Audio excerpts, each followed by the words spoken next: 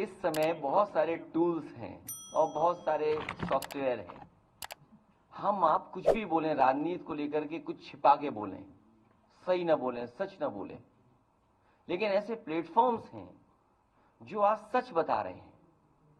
किसी भी AI platform पे आप जाएं और टाइप कर दें और चीजें जानना चाहें, और जो बुक्स हैं उनको तो आप नहीं नकार सकते ना, जो बुक्स छपी हैं हिस्ट्री में हम तो नहीं जा सकते ना वापिस लौट करके। तो मैंने इसे लिखा, राजाओं की कोई जाति नहीं होती है। देखिए, राजाओं की कभी जाति नहीं हुई है। आप कहीं का राजा उठा लीजिए, कहीं किसी राजा में जाति नहीं मानते राजा लोग।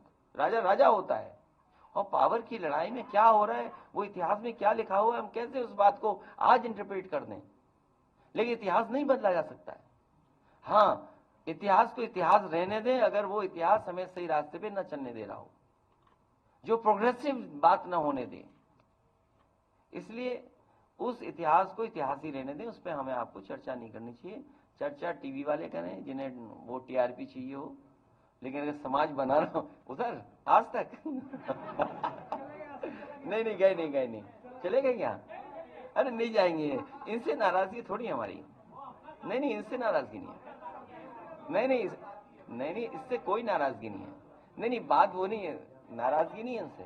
नहीं इनसे कोई नाराजगी नहीं। देखिए ऐसा है, हम भी मजबूरियां समझते हैं। जो हमारे नीचे काम कर रहा होगा वो हमारे ही गुण गाएगा।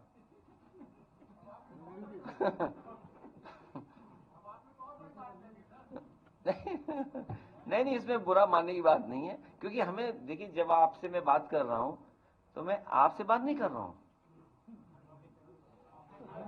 उन्हें समझना चाहिए क्या कह रहा हूं मैं। आपसे नहीं हमारा कुछ है। आपके साथ बीजेपी वाले भी समझ लें कि अब बताओ तुम झूठा प्रचार कर रहे हो। बताइए, शोभा देता है किसी आईएएस को?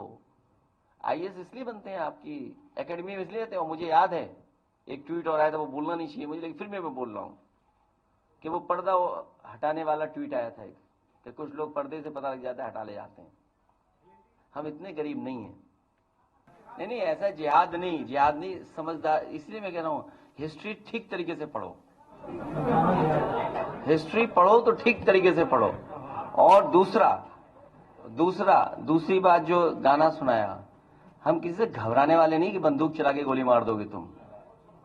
तुम्हारी उसी दिन नीयत मुझे पता लग गई थी जिस दिन तुमने एनएसजी वापस ली थी। एनएसजी जिस दिन वापस ली थी, उसी दिन मुझे आपकी नीयत और मंशा का पता लग गया था कि आप डराना चाहते हो। मैंने कभी सवाल नहीं पूछा। मुझसे बहुत से लोगों ने कहा कि एनएसजी को लेकर के आप लोकसभा में कहिए और विधानसभा में कहिए। मैंने कहा मैं ये बात नहीं कहूंगा। और मुझे तो ये लगता है जो डरपोक लोग हैं वो एनएसजी रखे हुए हैं, जो डरपोक लोग हैं वो एनएसजी रखे हुए हैं। मैं तो कहूंगा कि एनएसजी वापस दे दें, वो लोग भी वापस दे लें। और हम लोग महाराजाओं के खिलाफ नहीं है। महाराजाओं की कोई जाति नहीं होती, राजा की कोई राजा की जाति नहीं होती। मुझे याद है जब उत्तर प्रदेश की सरकार थी, उस समय हेरिटेज पॉलिसी में बना रहा था, और हेरिटेज पॉलिसी के तहत महाराजा गज सिंह जी यहां आए थे उत्तर प्रदेश में। पूरे सम्मान के साथ मैंने उन्होंने कहा कि जो आपने पॉलिसी राजस्थान में लागू की है, जिससे राजाओं को, महाराजाओं को अपनी जगह उनको मिल गई, रजिस्ट्रियां हो गई महलों की, बड़े बड़े किलों की रजिस्ट्रियां हो गई आपके पक्ष में। उत्तर प्रदेश में भी जो ये राजा मुझसे मिल रहे हैं आकर के, मैं भी वही पॉलिसी ला करके कर दूंगा। सरकार नहीं बनी, जिसकी वजह से पॉलिसी नहीं लागू कर पाया। और मैं एग्जांपल देता हूं आपको, जो अमेठी का मसला हुआ था, अगर आपको याद हो, डॉक्टर संजय सिंह, उनके घर में उसका बेटा चला गया, और इसलिए चला गया तो उसे लगा कि जब पिता ये हेरिटेज पॉलिसी आ जाएगी तो पिताजी हमें हक नहीं देंगे, हमारा अधिकार नहीं मिलेगा।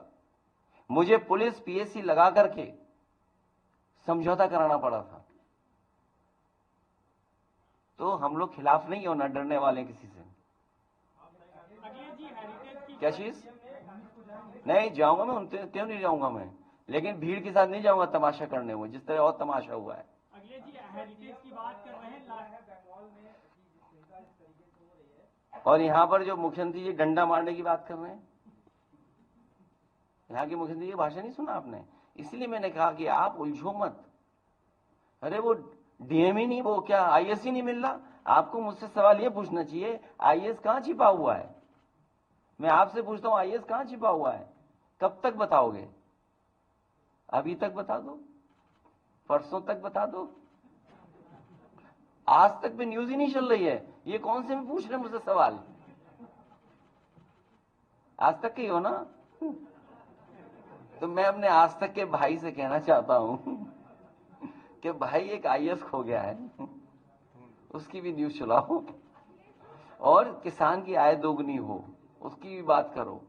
ये जो मंडियां नहीं बन पा रही, ये जो एक्सप्रेस वे पे मंडी बनी, बड़ा दुख होता है मुझे। आप बताओ, पूर्वांचल एक्सप्रेस वे देखिए, इतने छोटे छोटे बाथरूम बनाए हैं, और आप आगरा लखनऊ एक्सप्रेस वे में देखिए।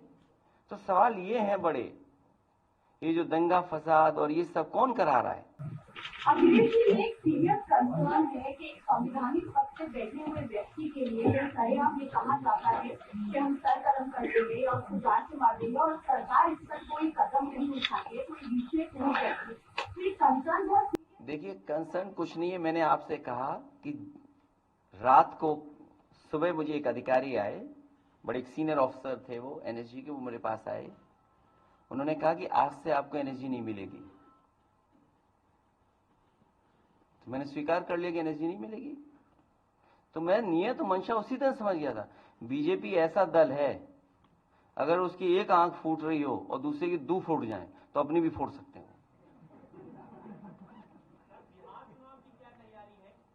अभी फिलहाल आईएएस ढूंढो।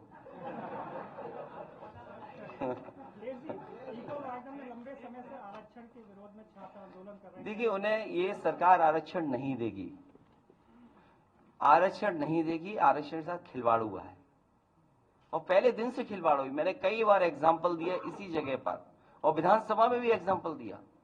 जिस भर्ती के बारे में कल मुख्यमंत्री जी कह रहे थे फिक्की में, जो मेरिट से भर्ती हम लोगों ने की थी, मेरिट की भर्ती में जब बच्चे हो गए, रिजल्ट निकल गया, क्योंकि हाई कोर्ट सुप्रीम कोर्ट में इश्यूज थे।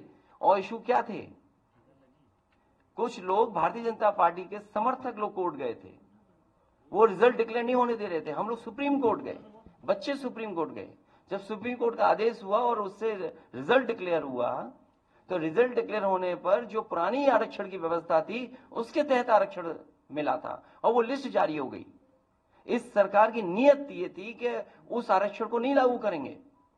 उन्होंने आरक्षण की व्यवस्था बदल दी, जो नए आरक्षण की व्यवस्था थी वो लागू की। उसमें 1700 लड़के पिछड़े, दलित और आदिवासी नौकरी से बाहर हो गए थे। तो इसलिए साथी मैं कहना चाहता हूं कि इनकी नीयत नहीं है, पहले दिन से ये नीयत रही है कि आरक्षण खत्म हो, और हम तो एक कदम आगे बढ़ेंगे। ये जो बड़ी बड़ी कंपनियां हैं प्राइवेट में, इसमें भी आरक्षण लागू होना चाहिए। मांग हम लोगों ने पहले भी की है, और अगर आपको कॉम्पिटेंट लोग चाहिए तो हम उनके लिए ट्रेनिंग इंस्टीट्यूट बनाएंगे। क्यों नहीं ट्रेनिंग इंस्टीट्यूट बने? जैसा आपको बच्चा चाहिए, जिस ट्रेनिंग का चाहिए, हम वैसा आपको देंगे, उस इंस्टीट्यूट से देंगे, लेकिन आरक्षण दीजिए आप।